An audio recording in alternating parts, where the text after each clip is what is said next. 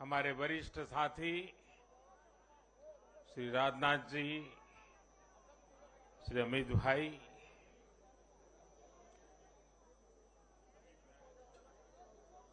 सभी प्यारे साथियों, मैं सबसे पहले जनता जनार्दन के सामने नतमस्तक हूं।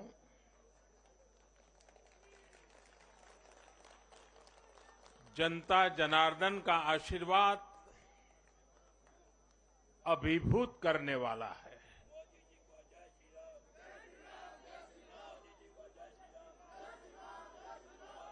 श्रीमान जेपी नड्डा जी के नेतृत्व में भारतीय जनता पार्टी के कार्यकर्ताओं ने जो परिश्रम किया है, उसकी खुशबू आज हम चारों तरफ अनुभव कर रहे हैं।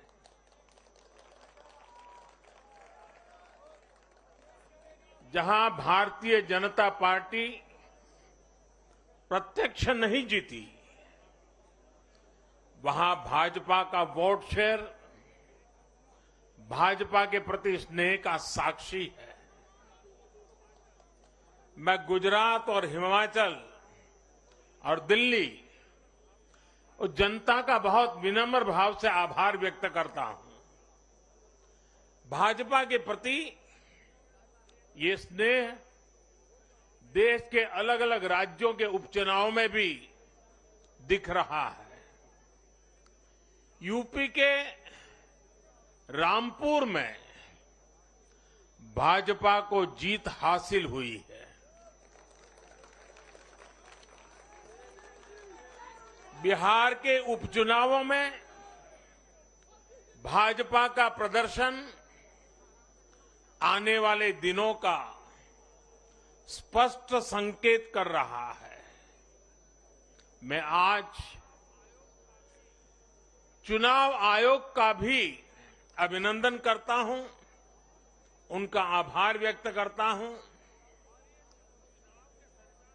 और ये चुनाव के दरमियान एक बहुत बड़ी बात जिसकी चर्चा होनी चाहिए थी, जहां तक मेरी जानकारी है, एक भी पोलिंग बूथ में रीपोलिंग करवाने की नौबत नहीं आई है।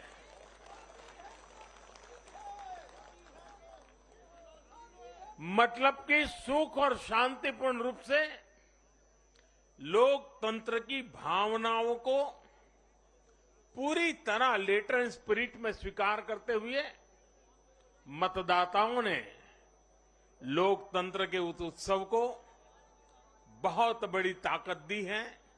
और इसके लिए भी चुनाव आयोग अभिनंदन का अधिकारी है।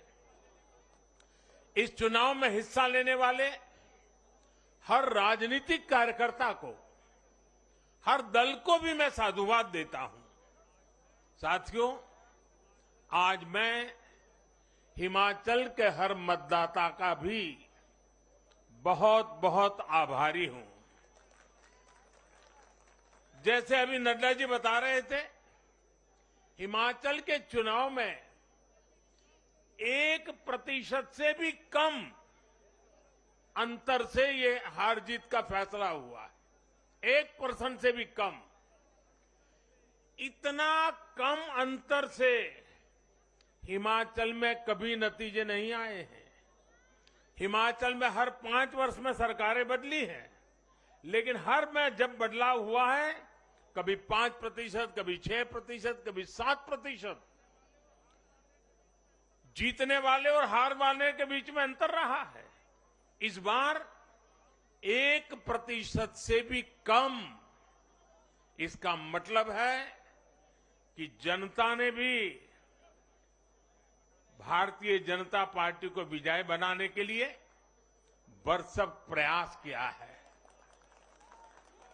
मैं हिमाचल की जनता को आश्वस्त करता हूं कि भाजपा भले ही 1% से पीछे रह गई, लेकिन विकास के लिए हमारी प्रतिबद्धता 100% रहेगी।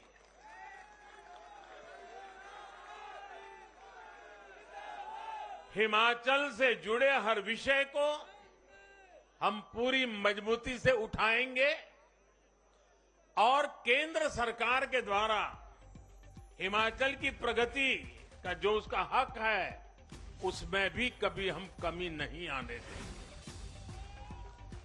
अभी जो मैंने दिल्ली का वर्णन सुना कि किस प्रकार से दिल्ली कॉरपोरेशन को विफल करने के इरादे से जनता के साथ धोखा किया गया, ये काम हम नहीं करते हैं। हम हिमाचल की प्रगति के लिए भी भारत सरकार की प्रतिबद्धता वैसी ही बनी रहेगी। साथियों, बीजेपी को मिला जन समर्थन इसलिए भी महत्वपूर्ण है क्योंकि ये ऐसे समय में आया है जब भारत अमृत काल में प्रवेश कर चुका है। ये दिखाता है कि आने वाले 25 साल सिर्फ और सिर्फ विकास की राजनीति के ही है। भाजपा को मिला जन समर्थन नए भारत की आकांक्षाओं का प्रतिबिंब है। भाजपा को मिला जन समर्थन भारत के युवाओं की युवा सोच का प्रकटीकरण है। भाजपा को मिला जन समर्थन गरीब, दलित, वंचित, पिछड़े, शोषित, आदिवासियों के सशक्तिकरण के लिए है। लोगों ने भाजपा को वोट दिया क्योंकि भाजपा का हर सुविधा को प्रत्येक गरीब, मध्यम वर्गीय परिवार तक जल्द से जल्द पहुंचाना चाहती है। लोगों ने भाजपा को वोट दिया क्योंकि भाजपा देश के हित में बड़े से बड़े और कड़े से कड़े फैसले लेने का दम रखती है।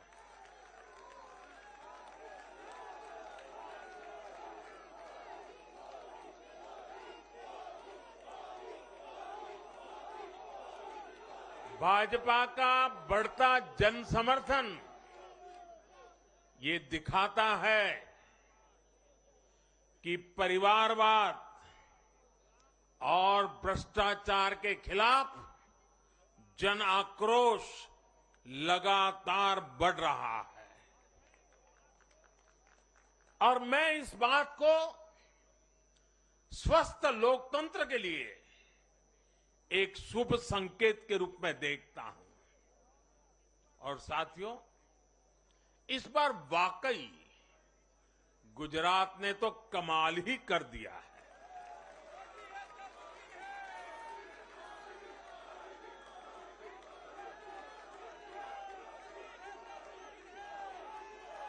मैं नड्डा जी सहित सभी भाजपा कार्यकर्ताओं को बधाई देता हूं और विशेष रूप से मैं गुजरात की जनता को भी नमन करता हूं। चुनावों के दौरान मैंने गुजरात के भाई बहनों और युवाओं से कहा था कि इस बार नरेंद्र का रिकॉर्ड टूटना चाहिए। और मैंने वादा किया था कि भूपेंद्र नरेंद्र का रिकॉर्ड तोड़े, इसलिए नरेंद्र जी जान से मेहनत करेगा।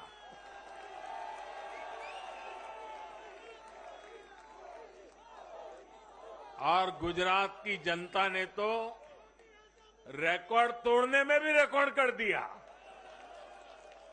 उसने गुजरात की स्थापना से लेकर के अब तक सारे रिकॉर्ड तोड़ दिए। गुजरात के इतिहास का सबसे प्रचंड जनादेश भाजपा को देकर गुजरात के लोगों ने नया इतिहास बना दिया है। 2.5 दशक से निरंतर सरकार में रहने के बावजूद इस प्रकार का प्यार अभूतपूर्व है, अद्भुत है।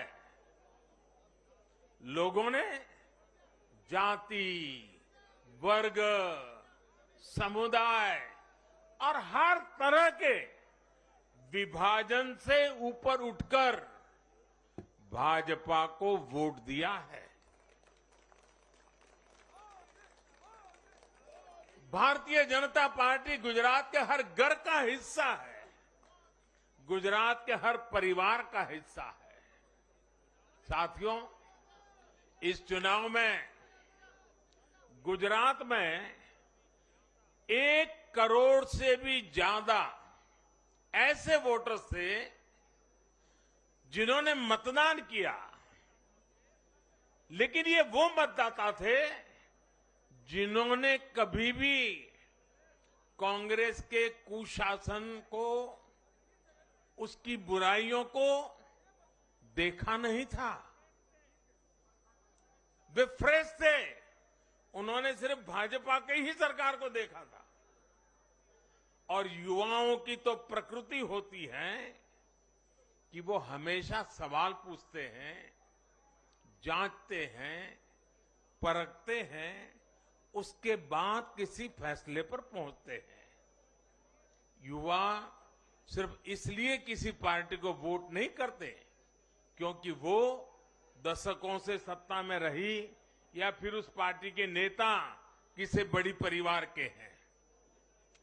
युवा तभी वोट देते हैं जब उन्हें भरोसा होता है, जब उन्हें सरकार का काम प्रत्यक्ष नजर आता है। और इसलिए आज युवाओं ने जब भाजपा को भारी संख्या में वोट दिया है, सीट से लेकर वोट तक के सारे रिकॉर्ड तोड़ दिए हैं, तो इसके पीछे का संदेश बहुत स्पष्ट है। इसका मतलब है कि युवाओं ने हमारे काम को जांचा, परखा और उस पर भरोसा किया है।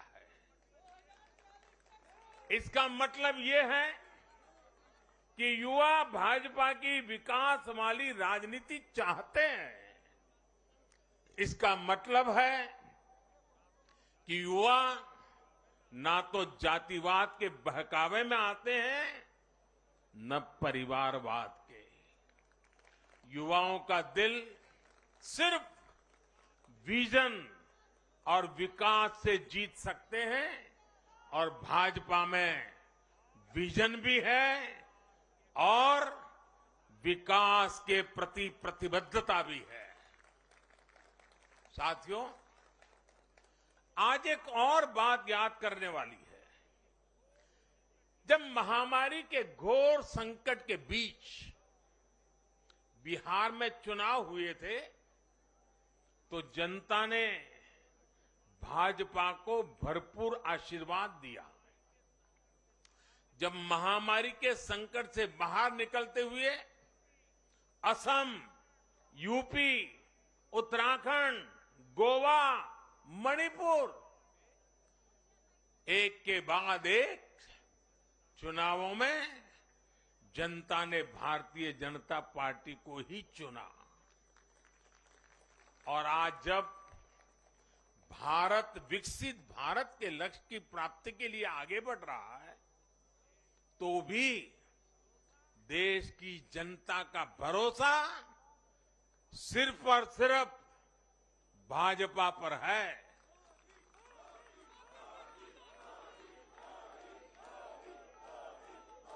मैं बड़े बड़े एक्सपर्ट्स को भी ये याद दिलाना चाहता हूं कि गुजरात के इस चुनाव में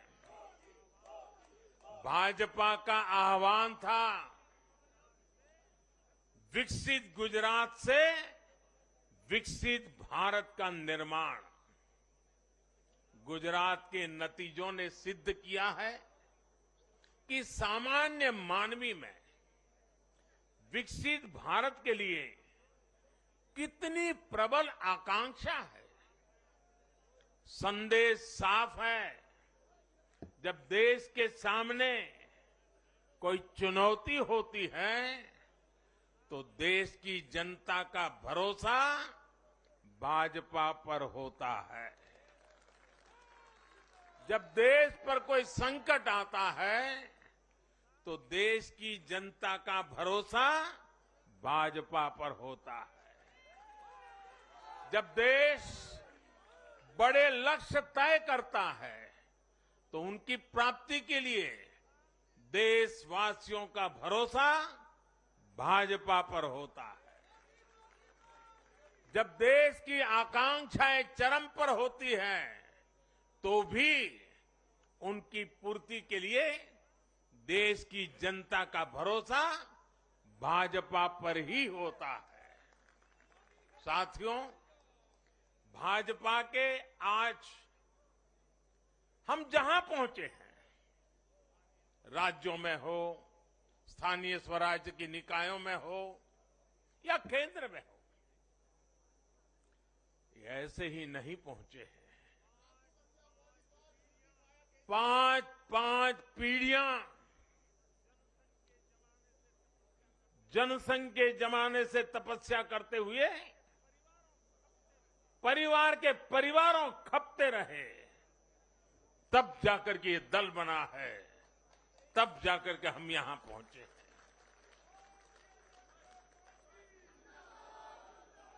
भाजपा के लिए लाखों समर्पित कार्यकर्ताओं ने अपना जीवन खपा दिया है।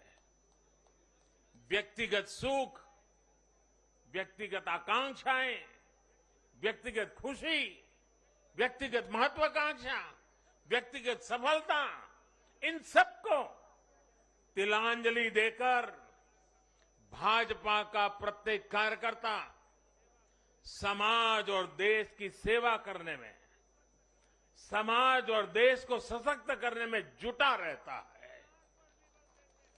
हम विचार पर भी बल देते हैं और व्यवस्था को भी सबल बनाते रहते हैं। भाजपा अपने कार्यकर्ताओं की अथाह संगठन शक्ति पर भरोसा करके ही अपनी रणनीति बनाती है और सफल भी होती है।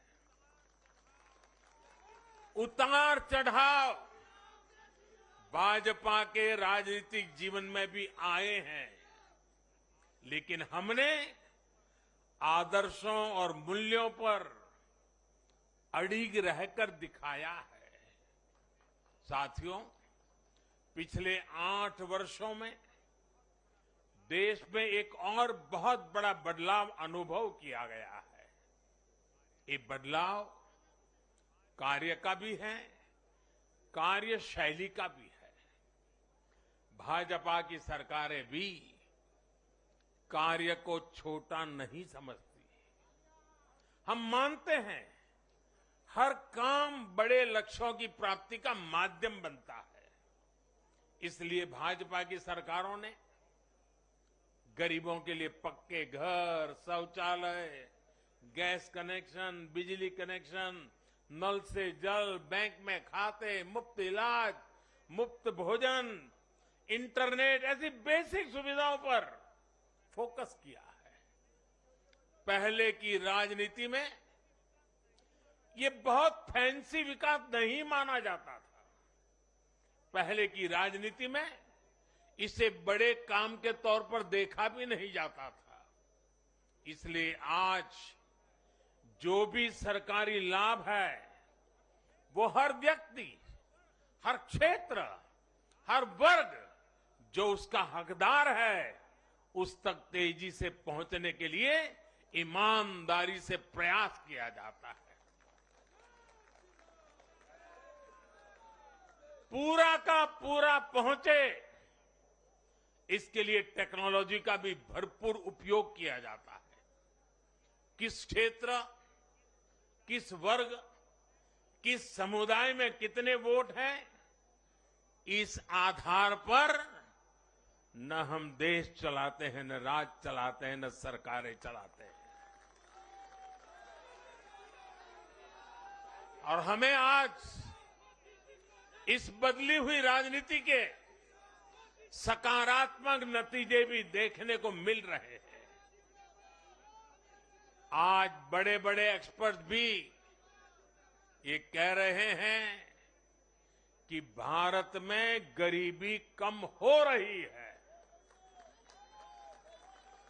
साथियों, देश ने पिछले 8 वर्षों में गरीब को सशक्त करने के साथ ही गरीब तक मूलभूत सुविधाएं पहुंचाने के साथ ही आधुनिक इंफ्रास्ट्रक्चर पर भी फोकस किया है।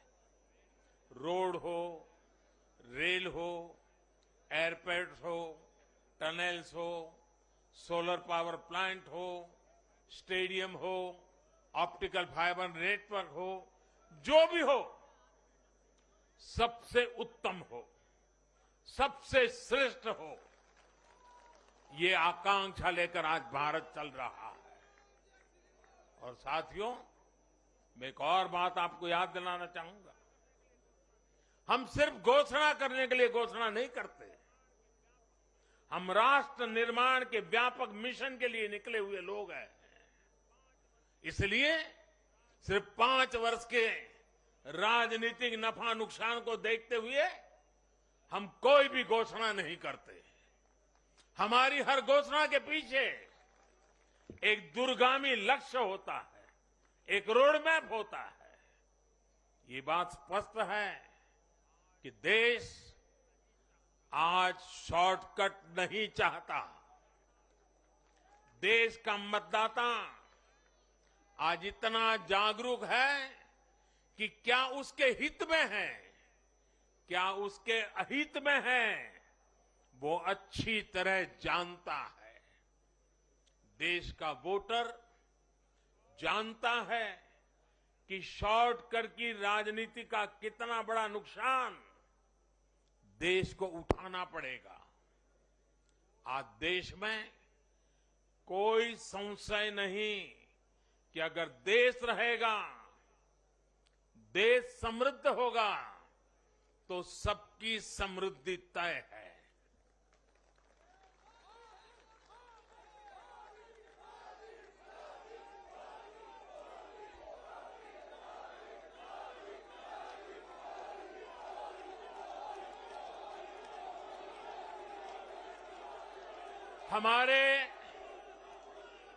हमारे पूर्वजों के पास अनुभव का अगाध ज्ञान था और अनुभव के निचोड़ से कहावतें बनती थी। और हमारे यहां हमारे पूर्वजों ने हमें विरासत में दी हुई एक कहावत है, आमदनी अठन्नी और खर्चा रुपया। अगर ये वाला हिसाब रहेगा तो क्या स्थिति होगी, ये हम दुनिया में हमारे अड़ोस पड़ोस में आज भली भांति देख रहे हैं। और इसलिए आज देश बहुत सतर्क है। देश के हर राजनीतिक दल को ये याद रखना होगा कि चुनावी हथकंडों से किसी का भला नहीं हो सकता। साथियों, आज के जनादेश में एक और संदेश है। समाज के बीच दूरियां बढ़ाकर राष्ट्र के सामने नई चुनौतियां खड़ी करके जो राजनीतिक दल तत्कालिक लाभ लेने की फिराक में रहते हैं, उन्हें देश की जनता, देश की युवा पीढ़ी देख भी रही है और समझ भी रही है।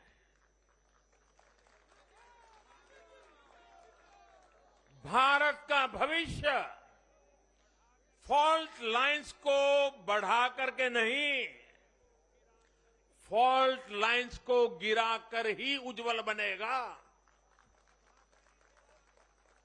कभी भाषा की दीवार, कभी रहन सहन, कभी क्षेत्र, कभी खान पान, कभी ये वर्ग, कभी वो वर्ग। लड़ने के लिए तो सैकड़ों वजह हो सकती हैं, लेकिन जुड़ने के लिए एक वजह ही काफी है। ये मातृभूमि, ये धरती, ये देश, ये हमारा भारत।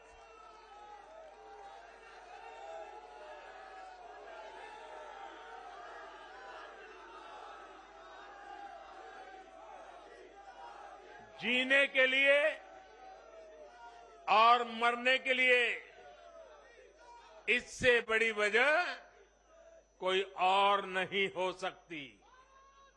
इसलिए हमें देश प्रथम, इंडिया फर्स्ट की भावना के साथ आगे बढ़ना है। साथियों, मुझे खुशी है कि आज भारत के गांव हो या शहर, गरीब हो या मिडिल क्लास, किसान हो या श्रमिक, सभी की पहली पसंद भाजपा है।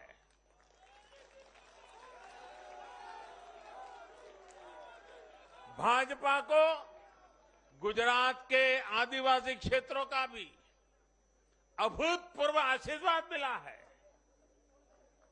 और मुझे अभी जो जानकारी बताई गई, एससी एसटी की गुजरात में करीब 40 सीटें आरक्षित है। 40 में से 34 सीटें थम्बिंग मेजोरिटी से भारतीय जनता पार्टी जीती है।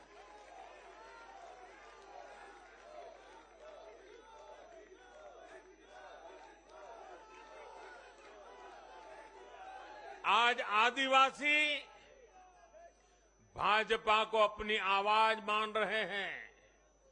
आज भाजपा को आदिवासी समुदाय का जबरदस्त समर्थन मिल रहा है। इस बदलाव को पूरे देश में महसूस किया जा रहा है। ऐसा इसलिए हो रहा है क्योंकि दशकों तक जिन आदिवासियों की आकांक्षाओं को नजरअंदाज किया गया, वो अब देख रहे हैं कि भाजपा लगातार उनकी उम्मीदें पूरी करने में जुटी है। ये भाजपा ही है जिसके प्रयासों से देश को पहली आदिवासी राष्ट्रपति मिली है। ये भाजपा ही है जिसने आदिवासी कल्याण के लिए बजट बढ़ाया और आदिवासी क्षेत्रों में विकास को रफ्तार दी। भाजपा सरकार ने ऐसे अनेक कदम उठाए हैं जिससे आदिवासी समुदाय के लोगों को आर्थिक रूप से मजबूत बनाया जा रहा है। देश भर में आदिवासी स्वतंत्रता सेनानियों के म्यूजियम बनाकर भाजपा आजादी के उन वीर योद्धाओं को सम्मान दे रही है। भगवान बिरसा मुंडा के जन्मदिन को भाजपा सरकार में ही जनजातीय गौरव दिवस घोषित किया गया है। हमारे इन प्रयासों ने आदिवासी युवाओं को उनके स्वाभिमान को ऊंचा किया है। आज भाजपा आदिवासियों को सशक्त करने के लिए हर संभव प्रयास कर रही है। साथियों, आजकल हर चुनाव नतीजों के बाद ये चर्चा भी बहुत होती है कि देश की माताएं, बहनें, बेटियां भाजपा पर इतना आशीर्वाद क्यों बरसाती है।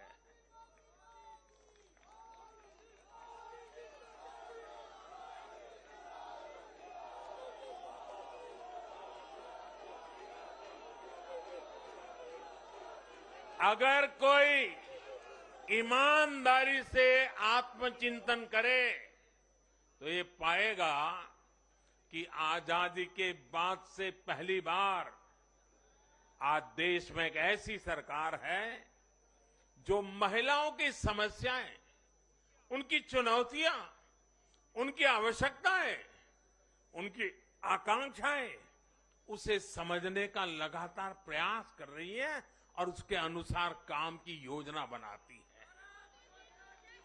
गांव देहात से लेकर शहर तक, घरेलू कार्य में व्यस्त महिला से लेकर स्वरोजगार करने वाली या किसी रोजगार से जुड़ी महिलाओं के लिए जितना भाजपा सरकार ने किया है, उतना पहले किसी भी सरकार ने नहीं किया। महिलाओं के लिए पहले की सरकारों के 70 साल के कार्यों की तुलना में भाजपा सरकार के 7-8 साल के कार्य कहीं ज्यादा रहे और इसलिए आज जब भी चुनाव होते हैं तो देश की माताएं, बहनें, बेटियां कमल के निशान का सिर्फ बटन ही नहीं दबाती, उनके हाथों में एक आशीष का भाव होता है, आशीर्वाद का भाव होता है और जब वो उंगली कमल के बटन पर रखती हैं, तब वो हम जैसे लाखों कार्यकर्ताओं के सर पे विजय तिलक भी लगा देती है।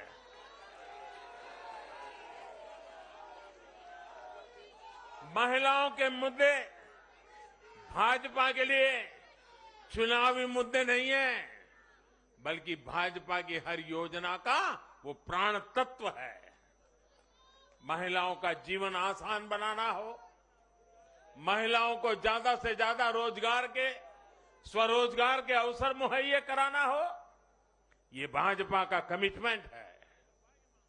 मैं इसे अपनी सरकार का सौभाग्य मानता हूं कि हमें महिला सशक्तिकरण के लिए इतना कुछ करने का मौका देश की जनता ने दिया है। साथियों, आने वाला समय देश के लिए, हम सभी के लिए बहुत महत्वपूर्ण है। सबका साथ, सबका विकास, सबका विश्वास और सबका प्रयास, इस भावना पर आगे बढ़ते हुए हमें विकसित भारत के लिए काम करना है। हमें मिलकर एक दूसरे के साथ काम करना है। आइए, नागरिक के रूप में हम विकसित भारत के संकल्प के साथ जुड़े, विकसित भारत के इस अभियान से जुड़े और मैं फिर एक बार देश भर के लाखों कार्यकर्ताओं को 5-5 पीढ़ी की तपस्या को आगे बढ़ाने के लिए हृदय से धन्यवाद करता हूं, अभिनंदन करता हूं। मैं जनता जनार्दन को भी प्रणाम करता हूं। उनके निरंतर आशीर्वाद हमारे लिए नित्य नूतन ऊर्जा बन जाते हैं। ये निरंतर समर्थन हमें सात्विक भाव से, सेवा भाव से, समर्पण भाव से कार्य करने की शक्ति देता है। जब हमें जनता जनार्दन का आशीर्वाद मिलता है तो हमें अधिक परिश्रम करने की प्रेरणा जगती है, अधिक पुरुषार्थ करने का संकल्प जगता है और संकल्पों को सिद्ध करने के लिए जीवन खपा दे करके सिद्धि तक पहुंचाने के लिए हम लगे रहते हैं, क्योंकि जनता जनार्दन, इसे हम ईश्वर का रूप मानते हैं और यही सामर्थ्य, यही शक्ति एक सेवक के भाव से, सेवा भाव से, समर्पण की अप्रतिम राह को पकड़ते हुए चलते रहना, चलते रहना, चलते रहना, चरैवेति चरैवेति चरैवेति, इसी मंत्र को लेकर के हम चल रहे हैं। भाइयों बहनों, इस चुनाव में अब बहुत लोगों को जानने पहचानने का भी अवसर मिल चुका है। पिछले कुछ चुनावों का एक बड़े कैनवास पर एनालिसिस करना चाहिए कि जो अपने आप को न्यूट्रल कहते हैं, जिनका न्यूट्रल होना जरूरी होता है, वो कहां खड़े होते हैं, कब कैसे रंग बदलते हैं, और कैसे कैसे खेल खेलते हैं वो अब देश को जान लेना बहुत जरूरी है, बहुत जरूरी है। उत्तराखंड का इतना बड़ा चुनाव हुआ, कितनी जमानतें जब्त हुई, किसकी हुई, कोई चर्चा नहीं। हिमाचल में इतना बड़ा चुनाव हुआ, कितने लोगों की जमानत जब्त हुई, कितने लोगों का बुरा हाल हुआ, कोई चर्चा नहीं। भाइयों बहनों, उन लोगों को भी जानना चाहिए, पहचानना चाहिए कि ये भी ठेकेदार है।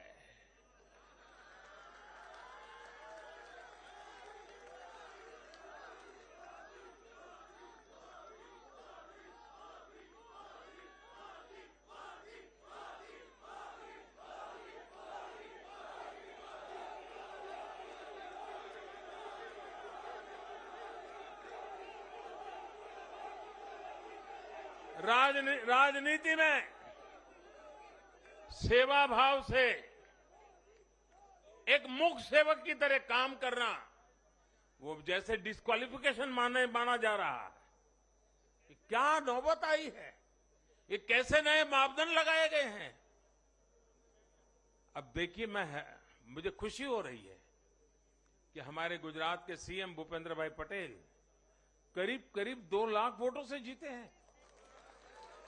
असेंबली सीट पे लोकसभा में भी कोई 2 लाख से जीते तो बहुत बड़ी बात मानी जाती है। असेंबली में करीब करीब 2 लाख वोट से जीतना, लेकिन ठेकेदारों का,